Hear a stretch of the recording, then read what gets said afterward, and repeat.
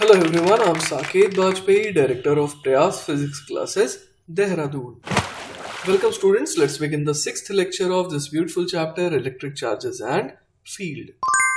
तो देखिए बच्चों, अब तक हम लोगों ने जो भी इलेक्ट्रोस्टैटिक्स में पढ़ा है उसमें हम लोगों ने बात करी थी नॉन कंडक्टिंग ऑब्जेक्ट्स की। क्लियर है बात? पर अब जो है हम लोग बात किसकी करने वाले हैं इस लेक्चर में? कंडक्टिंग बॉडीज की, दैट इज कंडक्टर्स। तो आइए सबसे पहले देखते हैं कि कंडक्टर्स की स्पेशलिटी क्या होती है। ठीक है, तो देखिए बच्चों, in some materials the outer electrons of each atom और molecule are only weakly bound to it.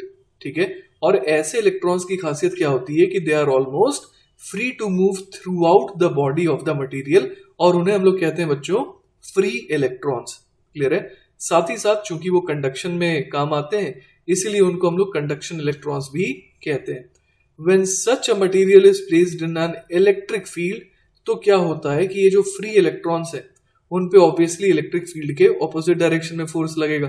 तो क्या होने लगता है? The free electrons move in a direction opposite to the field, and ऐसे मटेरियल्स को हम लोग कहते हैं कंडक्टर्स। ठीक है, चलिए बच्चों, तो हमारा नेक्स्ट टॉपिक है the electric field inside a conductor. तो देखिए बच्चों, मान लीजिए कि हमारे पास एक कंडक्टिंग प्लेट है, जैसा कि आप डायग्राम में देख पा रहे हैं उसे इस तरीके से रखा गया है। शुरुआत में जो पहला डायग्राम है उसमें हम लोग क्या देख पा रहे हैं कि there is no electric field, और इस वजह से जो कंडक्शन इलेक्ट्रॉन्स है वो कैसे हैं?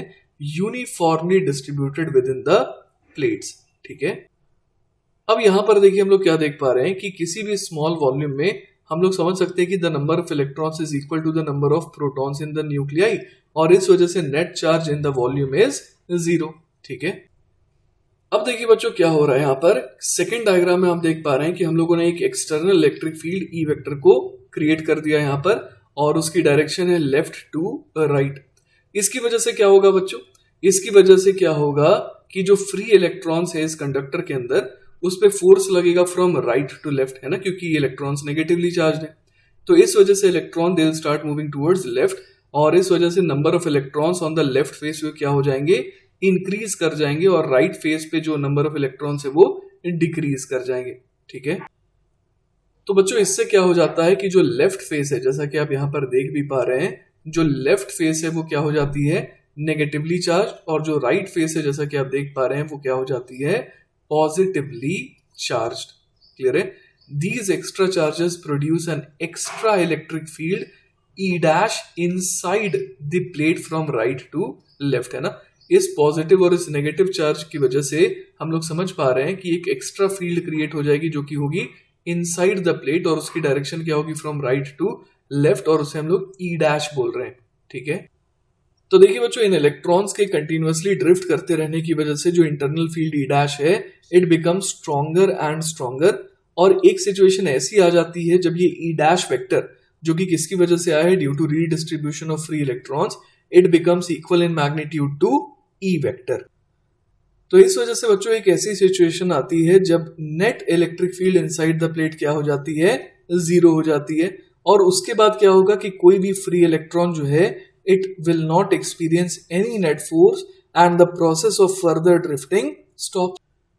तो बच्चों इस स्टेट को हम लोग कहते हैं स्टेडी स्टेट, जिसमें क्या होता है? जिसमें हम लोग कहते हैं कि positive and negative charges appear at the surface of the plate, and there is no electric field inside the plate। ठीक है, तो इस तरीके से बच्चों हमने क्या सीखा? हमने ये सीखा कि कभी भी कोई भी कंडक्टर अगर एक्सटर्नल इलेक्ट्रिक फील्ड में प्लेस्ड होता है तो उस केस में क्या होता है? Free electrons they redistribute themselves on the surface of the conductor, और ये रीडिस्ट्रीब्यूशन इस तरीके से होता है सच दैट कि इलेक्ट्रिक फील्ड नेट जो है वो क्या हो जाए? 0 at all the points inside the conductor. साथ ही साथ बच्चों ये जो रीडिस्ट्रीब्यूशन का जो प्रोसेस है ये बहुत फास्ट होता है। In general it takes less than a millisecond. इसी वजह से हम लोग एक बहुत इंपॉर्टेंट स्टेटमेंट पे अराइव करते हैं, और वो क्या है? There can be no electric field inside a conductor in electrostatics. ठीक है, चलिए बच्चों, तो नेक्स्ट अब हम लोग बात करते हैं चार्ज्ड कंडक्टर की। ठीक है, तो जैसा कि हम लोगों ने पहले डिस्कस करा है कि अगर इलेक्ट्रिक कंडक्टर है तो उसके पास क्या होंगे? Large number of free electrons होंगे, और जब उसे इलेक्ट्रिक फील्ड एक्सटर्नल में प्लेस करते हैं तो इलेक्ट्रॉन्स क्या करते हैं? दे रीडिस्ट्रीब्यूट देमसेल्व्स, ताकि क्या हो जाए? फील्ड 0 हो जाए at all points inside the conductor. ठीक है, तो बच्चों यहाँ पर हम लोग क्या देख रहे हैं, यहाँ पर हम लोग देख पा रहे हैं कि एक चार्ज्ड कंडक्टर है जिसे कहाँ पर रखा गया है, इन एन इलेक्ट्रिक फील्ड, है ना। जैसा कि आप देख पा रहे हैं यहाँ पर एक एक्सटर्नल इलेक्ट्रिक फील्ड है और इस चार्ज कंडक्टर को यहाँ पर रखा गया है। We assume that the redistribution of free electrons is complete, है ना। मतलब हम लोग ये एज्यूम करें कि अब जो है ये अपने स्टेडी स्टेट में आ चुका है। तो देखिए यहाँ पर हम लोग क्या करने वाले हैं, we are going to draw closed surface S, है ना। ये रहा close surface S going through the interior points only, है ना। तो हम लोग यहाँ पर देख पा रहे हैं कि ये जो क्यूबॉइड जैसी चीजें पूरी की पूरी लोहे की लेटर से बनी हुई है और यहाँ पर चार्ज हमने दे रखा था, पर चार्ज डिस्ट्रीब्यूशन अब कंप्लीट हो रखा है और जैसा कि हम लोग जानते हैं एक्सटर्नल इलेक्ट्रिक फील्ड में भी है ये। तो यहाँ पर हम लोगों ने अंदर क्या कर दिया, एक क्लोज सरफेस बनाया एस, है ना, going through the interior points only. अब हम लोग जानते हैं कि electric field at all the points of this surface is zero, क्योंकि हम लोगों ने ये पढ़ रखा है कि लोहे के अंदर या फिर कंडक्टर के अंदर जो है कहीं पर भी फील्ड एग्जिस्ट नहीं कर सकती है जो लोहे को चीरती भी जाए, ठीक है। तो इस वजह से बच्चों क्या हो जाएगा, जो फ्लक्स है वो जीरो हो जाएगा। लेकिन गॉसेस लॉ से हम लोग ये कह सकते हैं कि ये किसके बराबर हो जाएगा, तो गॉसेस लॉ से बच्चों ये बराबर हो जाएगा equal to the charge contained inside the surface divided by epsilon naught. तो फ्लक्स जीरो है तो इसका मतलब charge enclosed by that surface कितना आना चाहिए, जीरो आना चाहिए। तो ये हमें क्या शो कर रहा है बच्चों कि कोई भी volume completely inside a conductor वो कैसा रहेगा बच्चों, इलेक्ट्रिकली न्यूट्रल रहेगा, ठीक है। अब अगर आपने चार्ज दे भी दिया है कंडक्टर को, है ना, if a charge is injected anywhere in the conductor, तो भी क्या होना पड़ेगा, it must come over to the surface of the conductor, ताकि इंटीरियर जो है बच्चों वो हमेशा क्या रहे, चार्ज फ्री रहे, ठीक है। अब अगर कंडक्टर के पास कैविटी भी है तो भी जो है चार्ज को कहां आना पड़ेगा, टू दी आउटर सरफेस, ठीक है। तो देखिए बच्चों एक एग्जांपल के तौर पे हम लोग यहाँ पर क्या देख पा रहे हैं कि प्लस क्यू यहाँ पर एक चार्ज है जिसकी वजह से एक फील्ड क्रिएट हुई है ना, और उस फील्ड में ये मेटालिक स्फेयर आ गया। तो ये स्फेयर में आप देख पा रहे हैं कि प्लस क्यू के करीब क्या आ गए, नेगेटिव चार्जेस, और जो दूर वाले पॉइंट्स है वहां पे हम लोग समझ पा रहे हैं कि नेगेटिव चार्जेस कम हो गए जिस वजह से पॉजिटिव चार्जेस आ गए वहां पर ज्यादा, ठीक है। तो वही हम लोग यहाँ पर देख पा रहे हैं कि polarization of metallic sphere by an external point charge plus Q. तो जैसा कि यहाँ पर मेंशन्ड भी है कि near side of the metal has an opposite surface charge compare to the far side of the metal. तो यहाँ पर हम लोग कह रहे हैं कि स्फेयर क्या हो गया, पोलराइज्ड हो गया, क्लियर है।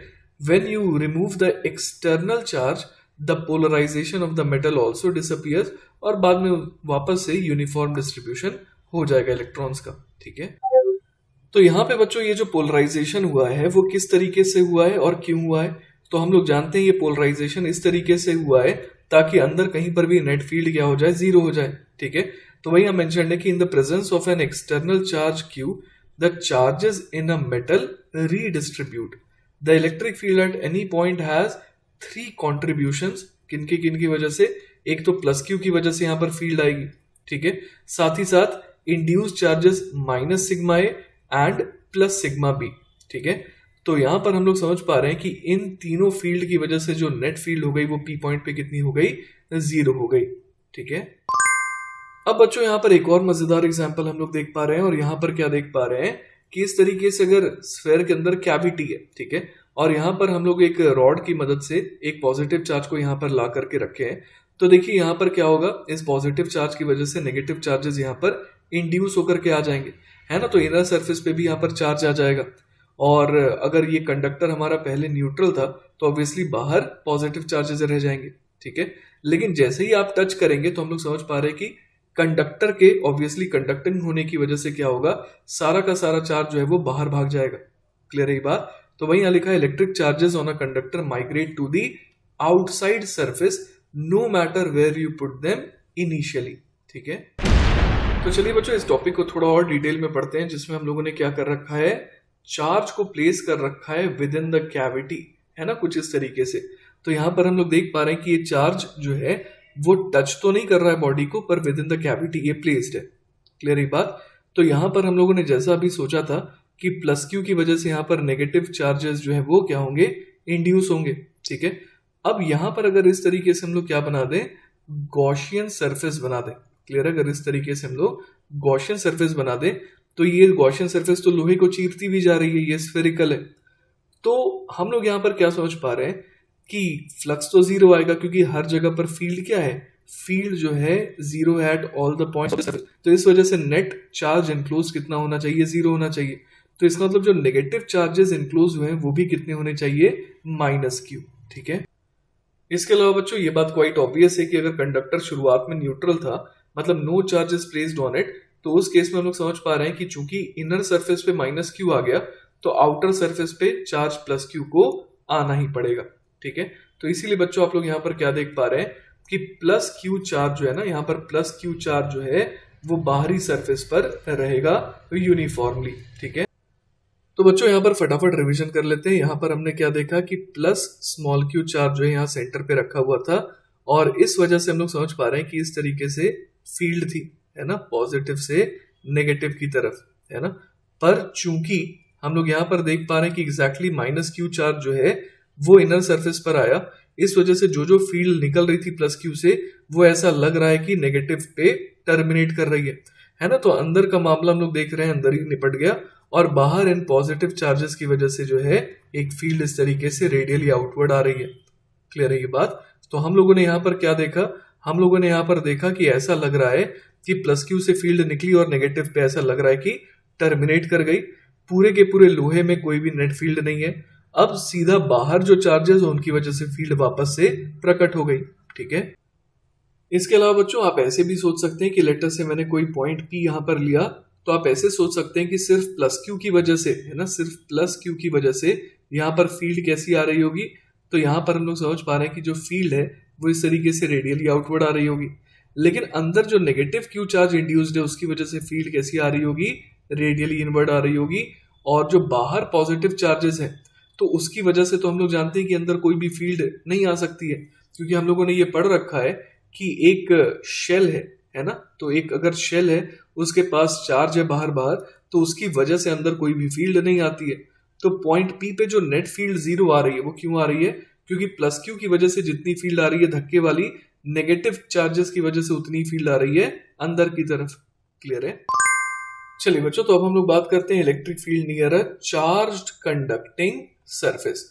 तो यहाँ पर हम लोग देख पा रहे हैं कि एक कंडक्टिंग सरफेस है जो कि चार्ज्ड है और यहाँ पर जो अपने को राइट वाला फेस शो किया गया है तो वहां पे चार्ज पर यूनिट एरिया अपने को सिग्मा दे रखा है। तो हम लोग जैसे इस पी पॉइंट पे फील्ड निकालना चाहते हैं तो हम लोग क्या करेंगे, इस तरीके से गॉसियन सरफेस बनाया हमने। तो बेसिकली एक सिलेंडर है। क्लियर है। तो यहाँ पर इसका एक लिड जो है वो इस पी पॉइंट पे है और दूसरी लिड जो है वो हम लोग देख पा रहे हैं कहाँ है, इस कंडक्टर के अंदर है। मतलब ये पूरा का पूरा अगर लोहे का क्यूबॉइड है तो हम लोग समझ पा रहे हैं कि लोहे को चीरती हुई यहाँ पर हम लोग समझ पा रहे हैं कि जो दूसरी लिड है वो यहाँ पर है, well inside the this conductor. Clear है बात। तो हम लोग यहाँ पर ये समझ पा रहे हैं कि इस जगह पर तो फील्ड कितनी होगी, जीरो होगी, क्योंकि ये वेल इनसाइड द कंडक्टर है। क्लियर है बात। और साथ ही साथ हम लोग सिमेट्री से समझ पा रहे हैं कि अगर फील्ड बाहर आएगी तो वो राइट की तरफ ही आएगी। क्लियर है, सिमेट्री की वजह से, क्योंकि यहाँ पर ये जो हमने सरफेस लिया है वो कैसा लिया है, ये लिया है हमने वेरी लार्ज, है ना, वेरी लार्ज। तो इस वजह से हम लोग सिमेट्री से कह सकते हैं कि अगर फील्ड आएगी तो राइट की तरफ ही आएगी। ठीक है। तो इस वजह से बच्चों अगर हम लोग यहाँ पर एरिया जो है, यहाँ पर इस लिड का एरिया अगर ले रहे हैं डेल्टा एस, ठीक है, तो हम लोग यहाँ पर फ्लक्स कितना कह सकते हैं, तो फ्लक्स कह सकते हैं ई इंटू डेल्टा एस। पर वो किसके बराबर हो जाएगा, charge enclosed upon epsilon naught के।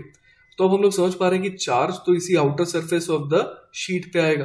तो यहाँ पर चार्ज कितना आ जाएगा, तो ये चार्ज हो जाएगा बच्चों सिग्मा इंटू ये जो एरिया है दैट इज डेल्टा एस, है ना, charge per unit area into delta S. तो यहाँ पर हम लोग क्या लिख सकते हैं, ये आ जाएगा E into delta S will be equal to किसके, तो ये हो जाएगा sigma delta S upon epsilon naught के, है ना, charge enclosed upon epsilon naught. तो यहाँ से डेल्टा एस तो कट गया और E हमारे पास स्ट्रेट अवे कितना आ गया, सिग्मा अपॉन एप्सिलॉन नॉट के। तो हम लोगों ने क्या देखा यहाँ पर कि अगर चार्ज कंडक्टिंग सरफेस दिया है तो उसके नियर इलेक्ट्रिक फील्ड कितनी होगी, सिग्मा अपॉन एप्सिलॉन नॉट। ठीक है। तो देखिए बच्चों यहाँ पर फील्ड जो आ गई वो कितनी आ गई, सिग्मा अपॉन एप्सिलॉन नॉट। लेकिन आपने पहले पढ़ा होगा कि अगर एक इनफाइनाइटली लार्ज शीट होती है तो उसके सामने जो है फील्ड आती है सिग्मा अपॉन 2 एप्सिलॉन नॉट अगर वो नॉन कंडक्टिंग होता है। तो यहाँ पर ये उसका डबल क्यों आ रहा है, ये आपको थोड़ा हैरान कर रहा होगा। ठीक है। तो देखिए बच्चों, ऐसी आने की वजह क्या है कि ये जो सिग्मा बाय एप्सिलॉन नॉट आया है, ये हम लोग समझ पा रहे हैं कि twice of sigma bye 2 epsilon not है। तो इसका मतलब यहाँ पर एक नहीं बल्कि दो दो शीट्स होंगी जिनकी वजह से, है ना, यहाँ पर हम लोग समझ पा रहे हैं कि दो शीट्स होंगी जिनकी वजह से यहाँ पर फील्ड आ रही है। ठीक है, तो देखिए बच्चों, अब मैं आपको बताता हूं कि एक्चुअली में ये जो पी पॉइंट है, यहाँ पर फील्ड जो है वो कितनी आ रही थी, सिग्मा बाय एप्सिलॉन नॉट आ रही थी। और वो क्यों आ रही थी, क्योंकि हम लोगों ने जिस फेस को देखा था वो राइट वाली फेस थी। तो यहां पर हम लोग कह रहे थे कि charge per unit area sigma है। पर ऐसा ही यहां पर जो लेफ्ट वाली फेस है ना इस स्लैब की, तो वहां पर भी charge per unit area sigma ही रहा होगा, जो हमने उस डायग्राम में शो नहीं करा है। तभी तो यहाँ पर फील्ड जो है वो दो चादरों की वजह से मिलाकर के कितनी आ रही है, सिग्मा अपॉन 2 एप्सिलॉन नॉट का डबल। क्लियर है। और अब मैं आपको एक्सप्लेन करता हूं कि दोनों सरफेसेस पे चार्ज रहना इस पर्टिकुलर केस में जरूरी क्यों था। आइए देखते हैं। तो देखिए बच्चों, हम लोग अगर बात करें P1 पॉइंट की, जो कि वेल इनसाइड द कंडक्टर है, तो यहां पर फील्ड 0 आनी चाहिए थी। तो लेफ्ट वाली चादर की वजह से हम लोग समझ पा रहे हैं एक धक्का आएगा राइट की तरफ, है ना, और वैसा ही धक्का आना चाहिए राइट वाली चादर से लेफ्ट की तरफ। तो इस वजह से हम लोग समझ पा रहे हैं कि इन दोनों सरफेसेस पे चार्ज होने की वजह से, है ना, जो दोनों की वजह से जो धक्का है P1 पॉइंट पे, वो क्या हो गया, कैंसिल आउट हो गया। क्लियर है। और P2 पे क्या हो रहा है कि दोनों की वजह से जो धक्का है वो एड अप हो रहा है, और ये धक्का मिल करके कितना हो जा रहा है, सिग्मा बाय एप्सिलॉन नॉट, और अंदर P1 पॉइंट पे ये कितना हो जा रहा है, 0। ठीक है। तो बच्चों, कंडक्टिंग और नॉन कंडक्टिंग में क्या फर्क रहा आपको समझ में आ चुका होगा, है ना। तो अगर आप इसी तरीके की दिखने वाली अगर आप नॉन कंडक्टिंग शीट भी लेते और दोनों सरफेसेस पे आप sigma charge per unit area ही दे दिए होते, तो वहां पर भी फील्ड कितनी आती, सिग्मा बाय एप्सिलॉन नॉट ही आती। क्लियर है। तो यहां पर हम लोग ये समझ पा रहे हैं कि कंडक्टिंग हो चाहे नॉन कंडक्टिंग हो, दोनों केस में एक शीट या फिर एक चादर की वजह से जो है कितनी फील्ड आती है, सिग्मा बाय 2 एप्सिलॉन नॉट। लेकिन इस एग्जाम्पल में हमने देखा कि यहां पर, है ना, एक फेस नहीं था बल्कि दो दो फेसेस थे। तो ये दो चादरों का काम कर रहे थे, और इस वजह से फील्ड जो है वो क्या हो गई, सिंपली डबल हो गई। ठीक है। चलिए बच्चों, तो अब एक आसान सा सवाल देखते हैं। सवाल है, two conducting plates A and B are placed parallel to each other. A is given a charge Q1 and B a charge Q2. Find the distribution of charges on the four surfaces. तो देखिए बच्चों, यहां पर हम लोग देख पा रहे हैं दो कंडक्टिंग प्लेट्स है A और B, और यहां पर दोनों को कितना कितना चार्ज दिया गया है, Q1 और Q2। और हमसे पूछा गया है कि इन चार सरफेसेस पे किस तरीके से चार्ज जो है वो डिस्ट्रीब्यूट होगा। ठीक है। तो देखिए बच्चों, इस सवाल को सॉल्व करने के लिए हम लोग यहाँ पर क्या कर रहे हैं, हम लोग यहाँ पर इस तरीके से क्यूबॉइडल गॉसियन सरफेस बना रहे हैं, जिसमें कि हम लोग देख पा रहे हैं कि दो फेसेस, है ना, यहाँ पर आप देख पा रहे हैं कि ये वाली फेस और ये वाली फेस कैसी है, ये बिल्कुल कंडक्टर के अंदर है ना, मतलब लोहे के बिल्कुल अंदर है। इस वजह से हम लोग यहाँ पर क्या समझ पा रहे हैं कि इन दोनों सरफेस एसोसिएटेड फ्लक्स क्या आएगा, 0 आएगा। ठीक है। अब देखिए बच्चों, जो बची हुई चार सरफेसेस हैं, जिसमें से दो हम लोग यहाँ पर इस 2D डायग्राम में देख पा रहे हैं, है ना, तो हम लोग समझ पा रहे हैं कि जो बाकी की चार सरफेसेस हैं, वो जो एक्सपेक्टेड फील्ड है उसके क्या है, बिल्कुल पैरेलल है। जिस वजह से हम लोग यहाँ पर क्या समझ पा रहे हैं कि उन सरफेसेस से जो फील्ड है वो कैसी जाएगी, स्किम करती हुई जाएगी। ठीक है। तो ओवरऑल जो हमने ये गॉसियन सरफेस बनाया है, तो उससे एसोसिएटेड फ्लक्स कितना हो गया, 0 हो गया। ठीक है। तो इस वजह से बच्चों हम लोग यहाँ पर क्या समझ पा रहे हैं कि चूंकि फ्लक्स 0 है, तो चार्ज इनक्लोज 0 होना पड़ेगा। तो जितना चार्ज यहां पर है ना, उतना ही नेगेटिव चार्ज यहां पर आना पड़ेगा। ठीक है। तभी तो net charge enclose by the surface कैसा आएगा, 0 आएगा। ठीक है। तो इस वजह से बच्चों हम लोग एक डिस्ट्रीब्यूशन किस तरीके का सोच सकते हैं, मान लीजिए कि इस वाले सरफेस पे चार्ज प्लस क्यू है, तो उसके सामने वाले सरफेस पे चार्ज माइनस क्यू होना पड़ेगा। क्लियर है। अब हमने ये कहा था कि ए वाले को Q1 चार्ज मिला है, तो चार्ज कंजर्वेशन से हम लोग समझ सकते हैं कि जो दूसरा सरफेस है वहां पे Q1 माइनस क्यू चार्ज आना चाहिए। इसी तरीके से B के जो दूसरा सरफेस है उस पे चार्ज Q2 प्लस क्यू आना चाहिए, ताकि चार्ज कंजर्व रहे, क्योंकि B को चार्ज Q2 दिया गया था। ठीक है। तो कुल मिला के बच्चों अब हमारे पास चार चादरें आ गई है, और इन सब की वजह से एक एक करके हम लोग फील्ड देखते हैं। तो जैसे मान लीजिए कि यहाँ पर Q1 माइनस क्यू है ना, तो इसकी वजह से हम लोग समझ सकते हैं कि कितना फील्ड आएगा P पॉइंट पे, जो कि वेल इनसाइड द कंडक्टर है। तो यहाँ पर धक्के वाली फील्ड हम लोग एक्सपेक्ट कर सकते हैं, और कितना बोल सकते हैं, सिग्मा बाय 2 एप्सिलॉन नॉट, मतलब कि Q1 minus small Q upon लेटर से एक साइड का एरिया A है, तो अपॉन A, और साथ में क्या आ जाएगा, ये तो सिग्मा हो गया, अपॉन 2 एप्सिलॉन नॉट। ठीक है, उसी तरीके से बच्चों प्लस क्यू की वजह से यहां पर क्या आएगा, धक्का आएगा। ठीक है, और कितना लिखेंगे, क्यू अपॉन ए, ये तो हो गया सिग्मा अपॉन 2 एप्सिलॉन नॉट। ठीक है, अब यहां पर जो माइनस क्यू है इसकी वजह से कैसी आएगी फील्ड, यहां पर नीचे की तरफ आएगी अट्रैक्टिव, और कितनी लिख देंगे, फील्ड का मैग्नीट्यूड हो जाएगा क्यू अपॉन ए, ये तो सिग्मा हो गया अपॉन 2 एप्सिलॉन नॉट। ठीक है, तो यहां पर हम लोग सबसे पहले देख पा रहे हैं कि प्लस क्यू और माइनस क्यू की फील्ड जो है पी पॉइंट पे एक दूसरे को कैंसिल आउट कर रही है, तो चलिए पहले उसे मिटा ही देते हैं। ठीक है, अब हम लोग समझ पा रहे हैं कि इस Q2 प्लस Q की वजह से फील्ड जो है P पॉइंट पे धक्के वाली आएगी, तो उसको इस तरीके से दिखा देते हैं, और वो कितना लिख देंगे, Q2 plus small q upon A, ये हो गया सिग्मा अपॉन 2 एप्सिलॉन नॉट। तो हम लोग यहाँ पर समझ पा रहे हैं कि ये जो P पॉइंट है वो तो वेल इनसाइड द कंडक्टर है, तो यहाँ पर फील्ड जीरो होनी चाहिए। That means Q2 plus small q upon 2a epsilon naught has to be equal to Q1 minus small q upon 2a epsilon naught. तो यहां से देखिए हमारे पास क्या आ जाएगा, यहां से हमारे पास आ जाएगा स्मॉल q, है ना, स्मॉल q बराबर कितना आ जाएगा, Q1 माइनस Q2 अपॉन 2। ठीक है, तो देखिए बच्चों अब तक हमने देखा कि स्मॉल q की वैल्यू कितनी आ गई, Q1 माइनस Q2 अपॉन 2। इसका मतलब हम लोग समझ पा रहे हैं कि यहां पर चार्ज कितना आ जाएगा, Q1 माइनस Q2 अपॉन 2, और इस सरफेस पे आ जाएगा इसका negative Q1 minus Q2 upon 2 का नेगेटिव। अब बाहर वाली सरफेसेस पे कितना चार्ज आएगा वो निकाल लेते हैं। तो Q1 माइनस स्मॉल q अगर करें तो कितना आ जाएगा, Q1 माइनस Q2 अपॉन 2। तो देखिए ये आ जा रहा है Q1 प्लस Q2 अपॉन 2। तो जो बाहर वाली सरफेस है उस पर चार्ज कितना आ गया, Q1 प्लस Q2 अपॉन 2, और Q2 प्लस Q की वैल्यू कितनी आ रही है, Q2 प्लस स्मॉल q की वैल्यू आ जाएगी Q2 plus Q1 minus Q2 upon 2। तो ये भी देखिए आ जा रही है Q1 प्लस Q2 अपॉन 2 के बराबर, है ना। तो हम लोग यहाँ पर समझ पा रहे हैं कि Q1 प्लस Q2 अपॉन 2 आ गया। ठीक है, तो इसका क्या मतलब हो गया कि जो बाहर के फेसेस हैं उन पे चार्ज क्या आ रहा है, बिल्कुल सेम टू सेम आ रहा है, क्लियर है ना। और जो अंदर की फेसेस है उस पे चार्ज कितना आ रहा है, इक्वल एंड ऑपोजिट। ठीक है, तो चलिए बच्चों इस सवाल को सॉल्व करके हमने क्या कंक्लूड करा, हमने ये कंक्लूड करा कि अगर एक को Q1 मिल रहा है, एक को Q2 मिल रहा है, तो जो आंसर आया उसको देख करके हम लोग ये कह सकते हैं कि सिंपली आप इन दोनों को ऐड कर दीजिए Q1 प्लस Q2, और उसका आधा आधा जो है आप बिल्कुल एक्सट्रीम पे दे दीजिए। जैसे यहाँ पर Q1 प्लस Q2 बाई 2, और यहाँ पर भी Q1 प्लस Q2 बाई 2। अब ऑब्वियसली यहाँ पर हम लोग समझ पा रहे हैं कि B को चार्ज Q2 दिया गया था, तो यहाँ पर चार्ज कंजर्व कर दीजिए, तो क्या लिखेंगे, Q2 minus Q1 plus Q2 upon 2, और यहाँ पर कितना चार्ज आ जाएगा, तो यहाँ पर आ जाएगा Q1 minus Q1 plus Q2 upon 2। Clear है। तो इस तरीके से सबसे पहला काम आपको क्या करना है, यहाँ पर जो Q1 और Q2 मिला है उन दोनों को ऐड करके आप बिल्कुल एक्सट्रीम वाले प्लेट्स पे डाल दीजिए। ठीक है, चलिए बच्चों तो नेक्स्ट सवाल देखते हैं। अगला सवाल है, a point charge plus q is held at a distance capital R from the centre of an uncharged spherical conductor of radius small a where small a is less than capital R। Calculate the potential of the conductor in the presence of small q।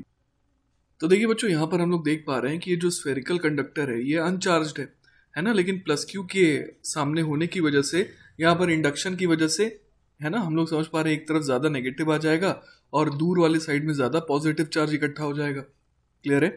तो इस तरीके का कुछ हम लोग distribution imagine कर सकते हैं। ठीक है, तो देखिए बच्चों यहाँ पर हम लोग समझ पा रहे हैं कि ये जो स्फेरिकल कंडक्टर अपने को दिया हुआ है ये अगर हॉलो हो चाहे सॉलिड हो, तो दोनों केस में बात एक ही है, क्योंकि ये कंडक्टिंग दिया हुआ है। ठीक है, तो जो भी चार्ज आएगा वो किधर आएगा, सरफेस पे ही आएगा, और हम लोग जानते हैं कि अंदर फील्ड जो है वो क्या होगी, जीरो होगी। ठीक है, तो बच्चों यहां से हम लोग ये भी समझ पा रहे हैं कि पूरा का पूरा जो स्फेयर है वो इक्विपोटेंशियल रहेगा। क्लियर है ये बात। तो अगर हम लोग पोटेंशियल एट द सेंटर निकाल लें, BC निकाल लें, तो हम लोग समझ सकते हैं वही क्या कहलाएगा, पोटेंशियल ऑफ द स्फेयर भी कहलाएगा। क्लियर है बात। अब सेंटर को ही मैंने क्यों चुना, क्योंकि सेंटर पे पोटेंशियल निकालना बहुत आसान है, क्योंकि प्लस क्यू की वजह से सेंटर पे पोटेंशियल कितना क्रिएट होगा, KQ अपॉन कैपिटल R, और बाकी सारे इंड्यूस चार्जेस की वजह से जो सेंटर पे पोटेंशियल आएगा वो जीरो आएगा, क्योंकि हम लोग समझ पा रहे हैं कि यहाँ पर स्फेयर जो था वो इनिशियली अनचार्ज था, तो जो भी चार्जेस यहाँ पर आए हैं, है ना, वो हम लोग समझ पा रहे हैं कि एडअप होकर के तो जीरो ही हो जाएंगे, और उन सारे चार्जेस की दूरी सी से कितनी है, ए है। ठीक है, चलिए बच्चों, तो हमारा नेक्स्ट टॉपिक है isolated conductor in an external electric field. तो देखिए बच्चों, यहाँ पर हम लोग क्या देख पा रहे हैं कि एक अनचार्ज कंडक्टर है जिसे सस्पेंड किया गया है एक्सटर्नल इलेक्ट्रिक फील्ड में। तो यहाँ पर फ्री इलेक्ट्रॉन्स जो कंडक्टर में थे उन्होंने अपने आप को डिस्ट्रीब्यूट किया कुछ इस तरीके से, ताकि जो अंदर की जो नेट इलेक्ट्रिक फील्ड है ना, इनसाइड द कंडक्टर, वो कितनी हो जाए, जीरो हो जाए। और साथ ही साथ net field at the surface अगर रहे तो वो कैसी रहे, परपेंडिकुलर टू द सरफेस रहे। क्लियर है, क्योंकि हम लोगों ने ये पढ़ रखा है कि इक्विपोटेंशियल सरफेस की हमेशा क्या होती है, इलेक्ट्रिक फील्ड परपेंडिकुलर होती है। तो वही हम लोग इस डायग्राम में देख पा रहे हैं कि हर जगह फील्ड जो हिट कर रही है इस कंडक्टर को, वो कैसी है, परपेंडिकुलर टू द सरफेस है। ठीक है, इसके अलावा बच्चों देख करके ऐसा लग रहा है कि जो भी फील्ड लाइन आ रही है वो या तो कंडक्टर की सरफेस पे टर्मिनेट कर जा रही है या तो सरफेस से इमर्ज हो रही है। ठीक है, इसी तरीके का बच्चों एक और एग्जांपल हम लोग यहाँ पर देख पा रहे हैं। यहाँ पर क्या है, एक मेटालिक स्फेयर है जो कि एक्सटर्नल इलेक्ट्रिक फील्ड में इस तरीके से सस्पेंडेड है। तो यहाँ पर भी हम लोग क्या देख पा रहे हैं, यहाँ पे हम लोग देख पा रहे हैं कि जो नेट फील्ड है एट द सरफेस वो कैसी है, परपेंडिकुलर टू द सरफेस, और जो इंटीरियर है वो कैसा है, वो बिना किसी इलेक्ट्रिक फील्ड के, मतलब वहां पर इलेक्ट्रिक फील्ड जीरो है। ठीक है, चलिए बच्चों, तो नेक्स्ट सवाल देखते हैं। अगला सवाल है, two large conducting plates are placed parallel to each other and they carry equal and opposite charges with surface density sigma as shown in the figure. Find the electric field। पहला part है at the left of the plates, दूसरा है in between the plates, और तीसरा है at the right of the plates। तो देखिए बच्चों, इस डायग्राम में हम लोग किस तरीके का चार्ज डिस्ट्रीब्यूशन देख पा रहे हैं। तो हम लोग यहाँ पर देख पा रहे हैं कि जो दोनों प्लेट्स हैं उनके इनर फेसेस पे ही सिर्फ हम लोग देख पा रहे हैं कि चार्जेस हैं। तो ऐसा क्यों हुआ होगा वो हम लोग एक्सप्लेन कर सकते हैं। मान लीजिए एक को चार्ज दिया होगा कैपिटल क्यू, एक को चार्ज दिया गया होगा माइनस क्यू। तो हम लोग समझ पा रहे हैं कि क्यू और माइनस क्यू को ऐड कर देंगे तो जीरो आ जाएगा। तो इस वजह से यहाँ और यहाँ पर चार्जेस कितने हैं, जीरो है, और जो भी चार्जेस हैं वो सिर्फ इनर फेसेस पे हैं। ठीक है, तो बच्चों जैसा कि हमने सीखा था, हमने ये सीखा था कि एक चादर की वजह से जो फील्ड आती है वो आती है सिग्मा बाय 2 एप्सिलॉन नॉट। तो यहाँ पर हम लोग दो चादर देख पा रहे हैं ना। तो सबसे पहली बात करें अगर at the left of the plates की, तो यहाँ पर तो पॉजिटिव की वजह से हम लोग समझ पा रहे हैं लेफ्ट की तरफ धक्का आएगा कितने का, सिग्मा बाय 2 एप्सिलॉन नॉट, इतनी फील्ड आएगी। और नेगेटिव की वजह से अट्रैक्टिव फील्ड आएगी, लेकिन वो भी कितनी आएगी, सिग्मा बाय 2 एप्सिलॉन नॉट। तो पहले पार्ट का जवाब क्या हो जाएगा, पहले पार्ट का जवाब हो जाएगा जीरो। ठीक है, अब बच्चों अगर इन बिटवीन द प्लेट्स की बात करें तो यहाँ पर हम लोग समझ पा रहे हैं कि पॉजिटिव की वजह से धक्का आएगा और नेगेटिव की वजह से अट्रैक्शन आएगा। तो यहाँ पर sigma bye 2 epsilon not plus sigma bye 2 epsilon not करना होगा। तो ये आ जाएगा हमारे पास सिग्मा अपॉन एप्सिलॉन नॉट। ठीक है, तो हम लोग समझ पा रहे हैं कि बी पार्ट का जवाब हो गया सिग्मा अपॉन एप्सिलॉन नॉट। अब बच्चों फाइनली बात करते हैं at the right of the plates की। तो यहाँ पर भी हम लोग समझ पा रहे हैं कि पॉजिटिव की वजह से धक्का आएगा और नेगेटिव की वजह से उतना ही अट्रैक्शन आएगा। तो सी पार्ट का जवाब भी हो जाएगा जीरो। ठीक है, चलिए बच्चों, तो नेक्स्ट सवाल देखते हैं। अगला सवाल है, two conducting plates X and Y each having large surface area capital A on one side are placed parallel to each other as shown in the figure. The plate X is given a charge capital Q whereas the other is neutral. Find, पहला part है, the surface charge density at the inner surface of the plate X. दूसरा part है the electric field at a point to the left of the plates. तीसरा है the electric field at a point in between the plates. And चौथा part है the electric field at a point to the right of the plates. तो देखिए बच्चों, ये एक बहुत ही आसान सवाल है। हमारे को सबसे पहले क्या करना होगा, हमारे को समझ में आ रहा है कि इसके पास क्यू चार्ज है, इसके पास जीरो चार्ज है। तो इन दोनों को ऐड करके, है ना, आधा आधा जो है हम लोग लेफ्ट और राइट एक्सट्रीम पे बांट देते हैं। तो यहाँ पर आ गया क्यू बाई 2, तो इधर दे देते हैं क्यू बाई 2 और इधर भी देना पड़ेगा क्यू बाई 2। अब चार्ज बैलेंस कर देते हैं, तो यहाँ पर आना पड़ेगा क्यू बाई 2 और इस पे आना पड़ेगा माइनस ऑफ क्यू बाई 2। तो देखिए यहाँ पर हम लोगों ने क्या निकाल लिया, चार्ज डिस्ट्रीब्यूशन। ठीक है, तो देखिए बच्चों, पहले पार्ट में पूछा था surface charge density at the inner surface of the plate x. तो हम लोग यहाँ पर देख पा रहे हैं कि जो प्लेट एक्स है उसके इनर सरफेस पे कितना चार्ज है, तो वो है क्यू बाई 2, और एरिया यहाँ का कितना है, ए है। तो पहले पार्ट का जवाब क्या आ गया बच्चों, तो पहले पार्ट का जवाब आ गया sigma is equal to Q upon 2a। ठीक है, अब देखिए बच्चों, सवाल के दूसरे पार्ट में हमसे पूछा गया था electric field at a point two the left of the plates. तो इस जगह पर हमसे फील्ड पूछा गया है। तो हम लोग यहाँ पर क्या समझ पा रहे हैं कि जो ये Q/2 है इसकी वजह से फील्ड कैसी आएगी, तो धक्के वाली आएगी लेफ्ट की तरफ, है ना। और ये कितना हो जाएगा, तो ये हो जाएगा Q/2a, ये तो हो गया सिग्मा अपॉन 2ε0। क्लियर है। इसी तरीके से हम लोग समझ पा रहे हैं कि Q/2 एक और है, Q/2 एक और है। तो ऐसी फील्ड हम लोग समझ पा रहे हैं कि दो और आने वाली है। क्लियर है। तो एक ये दिखा देते हैं, एक ये दिखा देते हैं, ये तीनों ही Q/2a 2ε0 हो गई। और ये जो -Q/2 है इसकी वजह से हम लोग समझ पा रहे हैं कि अट्रैक्टिव फील्ड आएगी। तो इस वजह से हम लोग समझ पा रहे हैं कि नेट फील्ड लेफ्ट की तरफ हो जाएगी, है ना। और उसकी मैग्नीट्यूड कितनी हो जाएगी, तो Q/2a 2ε0, इसको हम लोग कर देते हैं 2 टाइम्स। क्लियर है, क्योंकि 3 इधर एक इधर तो 2 ही रह गए। तो ये कितना हो जाएगा, तो ये हो जाएगा Q/2a ε0। ठीक है। अब आ जाते हैं बच्चों सवाल के तीसरे पार्ट में, जिसमें हमसे पूछा गया है to find the electric field at a point in between the plates. तो यहाँ पर मैंने ये P पॉइंट एज्यूम करा है। तो यहाँ पर हम लोग समझ पा रहे हैं कि इस पॉइंट पे सबसे पहले अगर Q/2 की वजह से देखें तो यहाँ पर धक्के वाली फील्ड आएगी राइट की तरफ। तो वो मैं दिखा देता हूँ राइट की तरफ, और वो कितनी आएगी, तो Q/2a ये हो गया सिग्मा अपॉन 2ε0 कर देंगे। क्लियर है। इसी तरीके से ये जो Q/2 है इसकी वजह से भी धक्का ही आएगा। तो एक और धक्का मैं राइट की तरफ शो कर देता हूँ। फिर ये जो -Q/2 है उसकी वजह से अट्रैक्शन आएगा, तो उसको मैं राइट की तरफ शो कर दूंगा। और जो आखिरी Q/2 है उसकी वजह से लेफ्ट की तरफ धक्का आएगा, तो उसको मैं यहाँ पर शो कर देता हूँ। क्लियर है ये बात। तो इस तरीके से हम लोग समझ पा रहे हैं कि ये जो P पॉइंट है यहाँ पर नेट फील्ड कैसी आ जाएगी।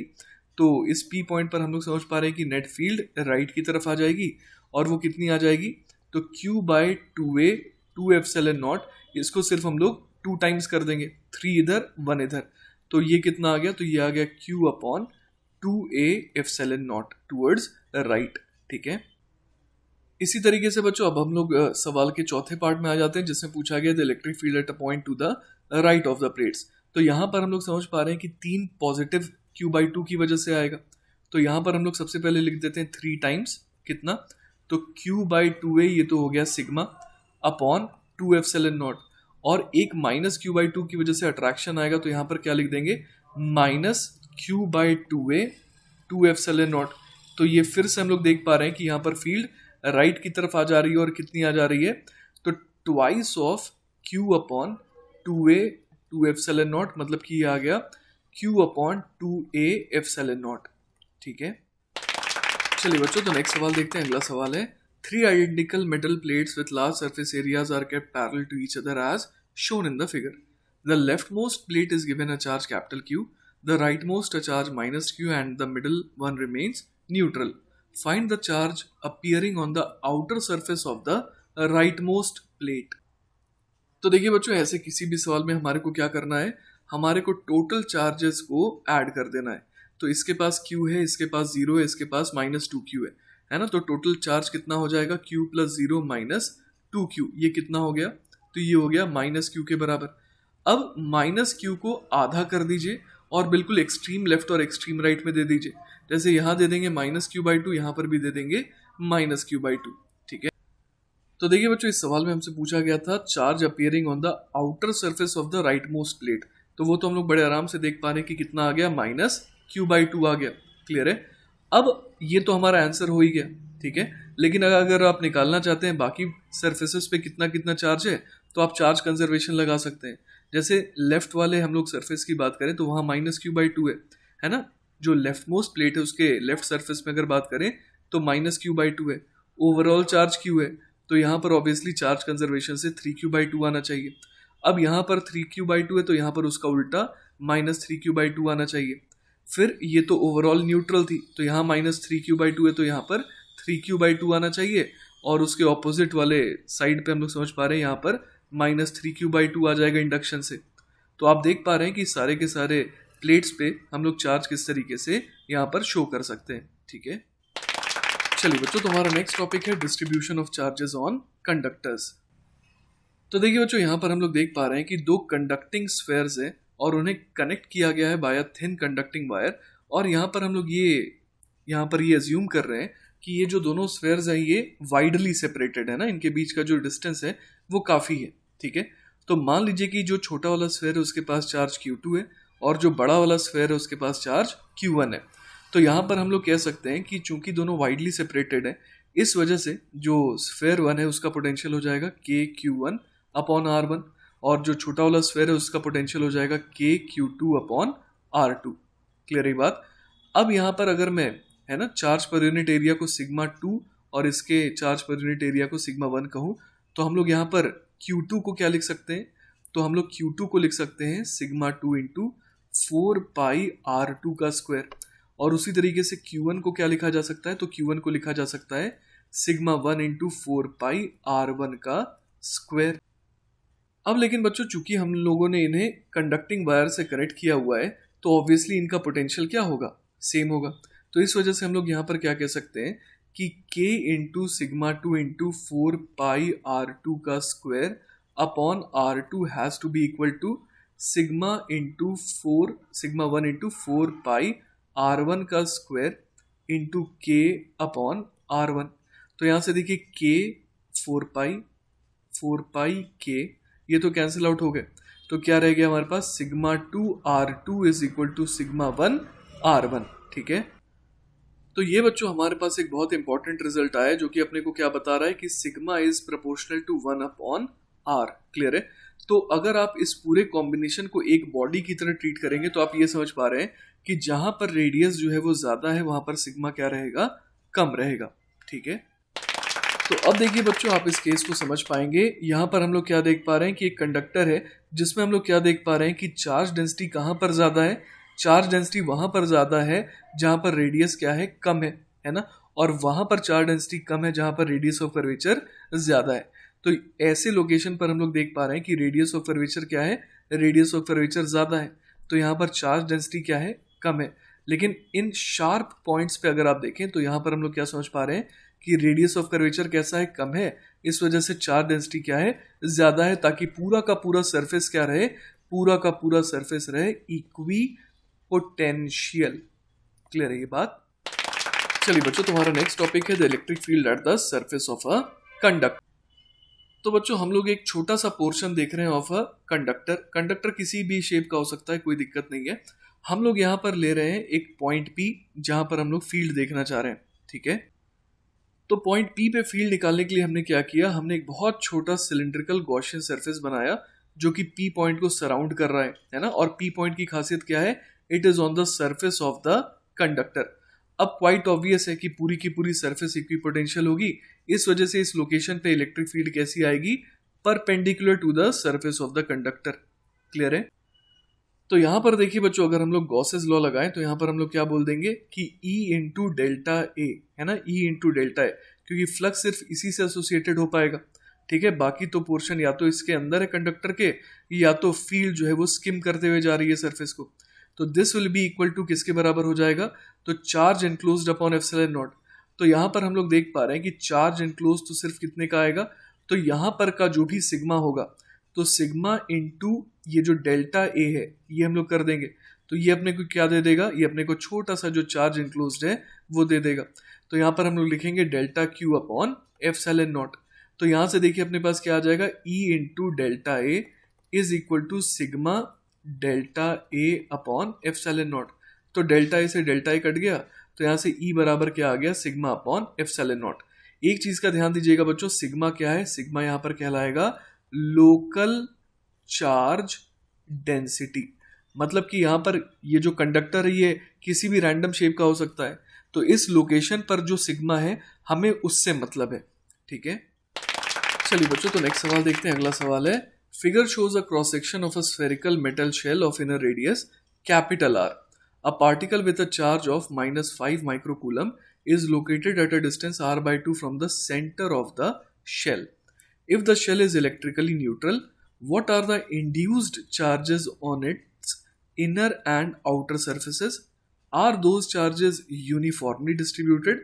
What is the field pattern inside and outside the shell?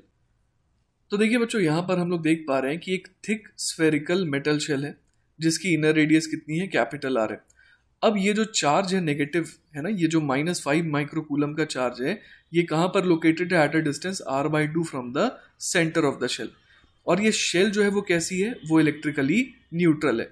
तो हमसे पूछा गया है कि कितना चार्ज इंड्यूस होगा on its inner and outer surfaces, और फिर पूछा है कि क्या वो चार्जेस यूनिफॉर्मली डिस्ट्रीब्यूटेड हैं, और हमसे फिर क्या पूछा गया, what is the field pattern inside and outside the shell. तो देखिए बच्चों, सबसे पहले इस सवाल को सॉल्व करने के लिए मैंने यहाँ पर एक बनाई गॉसियन सरफेस। क्लियर है बात।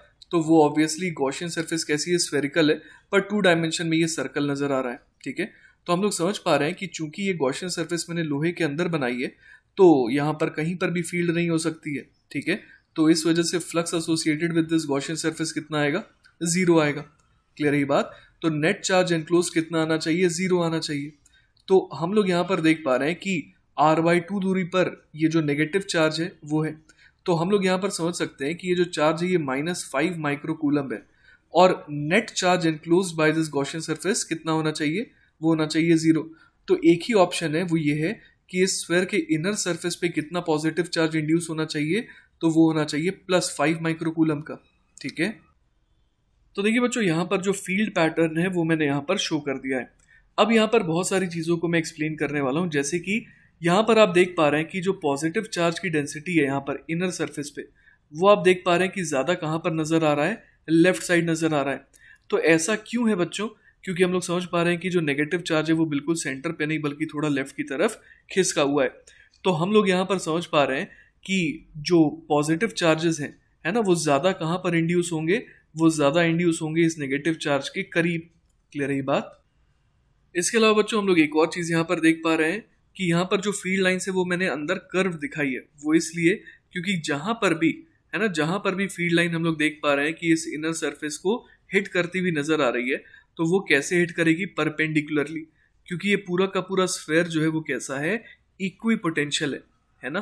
तो इस वजह से हम लोग समझ पा रहे हैं कि हर जगह जो फील्ड हिट करती हुई नजर आ रही है इनर फेसेस को, तो वो कैसे हिट करेगी, परपेंडिकुलरली।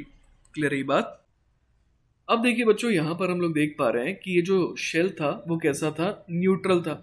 अब अगर अंदर की सरफेस पे कितना चार्ज आ गया, अगर अंदर की सरफेस पे आ गया चार्ज 5 माइक्रोकूलम का, तो ऑब्वियसली बाहर कितना आ जाएगा, -5 माइक्रोकूलम, और उसे मैंने यूनिफॉर्मली डिस्ट्रीब्यूटेड दिखाया है। ठीक है, तो देखिए बच्चों, मैंने बाहर के चार्जेस को यूनिफॉर्मली डिस्ट्रीब्यूटेड क्यों दिखाया, क्योंकि यहाँ पर अंदर जो नेगेटिव चार्ज है वो भले थोड़ा शिफ्टेड है, लेकिन जो भी कहानी अंदर थी वो अंदर ही खत्म हो गई। ये जो लोहा है और ये जो गॉसियन सरफेस मैंने इस तरीके से लोहे को चीरते हुए बनाया है, तो इसके अंदर की कहानी यहीं तक खत्म हो गई, है ना। बाहर की सरफेस को पता भी नहीं लग रहा कि अंदर क्या चल रहा है, क्योंकि ऐसा लग रहा है कि फील्ड इनर सरफेस से क्रिएट हुई और नेगेटिव पे टर्मिनेट हो गई, इनका मामला सलट चुका है। तो इस वजह से मैंने यहाँ पर जो बाहर चार्जेस आए हैं उनको मैंने कैसा दिखाया कि यूनिफॉर्मली डिस्ट्रीब्यूटेड है, और फील्ड कैसी है, यूनिफॉर्म है।